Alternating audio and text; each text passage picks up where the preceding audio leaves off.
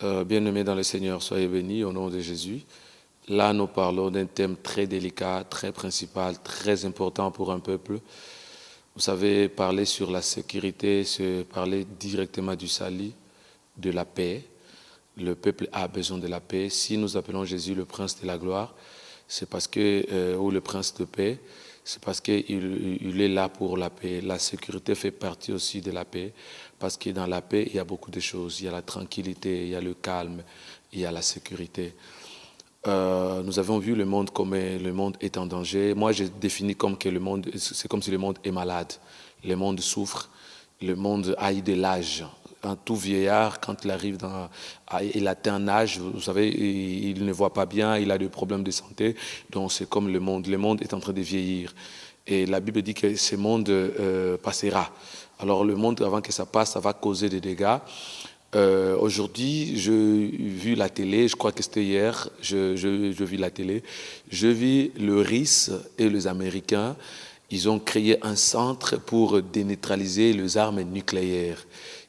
Tous les deux, ils se sont mis d'accord pour neutraliser cela par l'accord des États-Unis d'Amérique et le RIS. C'était pas facile. Et donc, ils ont compris que cette arme n'amènera jamais la sécurité dans le monde. Donc, ils ont détruit cela parce que les gens ont commencé à faire le concours pour la sécurité. Ils ont mis des caméras de surveillance partout dans des banques, dans des supermarchés pour la sécurité et dans des écoles. Je vis encore Sarkozy. 2 jours passés, il a signé un décret au niveau du Parlement pour qu'on puisse même amener les gens de la sécurité à l'école pour fouiller les objets des enfants avant d'entrer à l'école. Donc, c'est seulement pour la sécurité. Nous avons vu en Allemagne comment ce jeune garçon, il a tué ses collègues et il a tué l'un des responsables de l'école.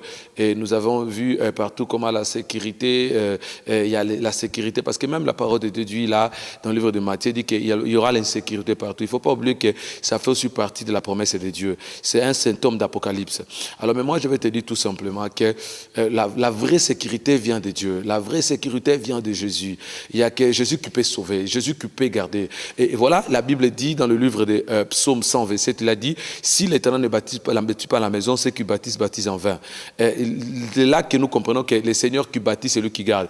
Si je lis encore le Lévitique, la Bible dit, je mettrai la paix dans votre pays et vous coucherez et vous serez tranquille et personne ne troublera votre sommeil. C'est une parole biblique. Et là, je suis en train de lire dans le livre de Psaume, chapitre 4 au 9e verset qui dit, je me couche et je me dors en paix, car toi seul, ô l'Éternel, tu me donnes la sécurité dans ma demeure. David était un roi. Il avait des gardes-corps. Il avait toute une armée. Il a créé même une cité qu'on appelait la ville de Sion, au sommet de la montagne.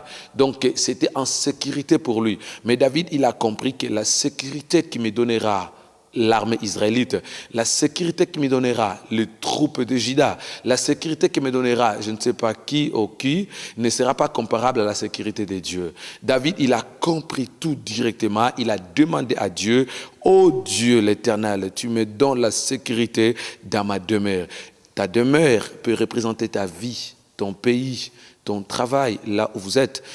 Il faut que tu demandes la vraie sécurité, la sécurité de Dieu. Les armes nucléaires, les attentats de terrorisme et ce qui se font. Vous allez voir le match dans un stade, il y a des combats entre les supporters, il y a l'insécurité partout. Donc il y a partout, il y a l'insécurité. Mais moi je veux que tu crois que le Seigneur, il est le prince de paix. Là je disais que la Bible dit, c'est pas une grande armée qui sauvera un roi. Avoir une grande armée, une armée dynamique, c'est là, ne pas dire qu'un roi est sauvé. Mais nous appartenons dans un royaume et qu'au lieu que, comme dit la Bible, qu'une grande armée qui ne sauvera pas un roi, maintenant c'est maintenant un roi qui sauve une grande armée. Donc nous sommes dans l'armée de Dieu et le roi seul qui sauve son armée. Ce n'est pas comme l'armée du monde qui sauve le roi. Ce n'est pas comme la technologie du monde qui tente à donner la sécurité dans le monde. Mais c'est la parole de Dieu, c'est la Bible qui donne la sécurité.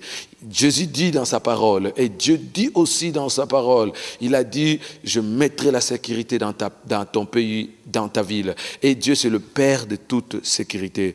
Confions-nous à l'Éternel, le Prince de paix, Shalom, Salem, qui signifie seulement la paix. La paix vient de la sécurité. Quand il y a la paix, il y a la sécurité. Quand il y a la paix, il y a la tranquillité. La sécurité représente l'ensemble de toute tranquillité, l'ensemble de tout ce qui est calme, l'ensemble de tout ce qui peut bénir, qui peut te rendre tranquille, que ton âme peut reposer dans le silence, dans le calme, sans pas être tourmenté, sans être plutôt tourmenté.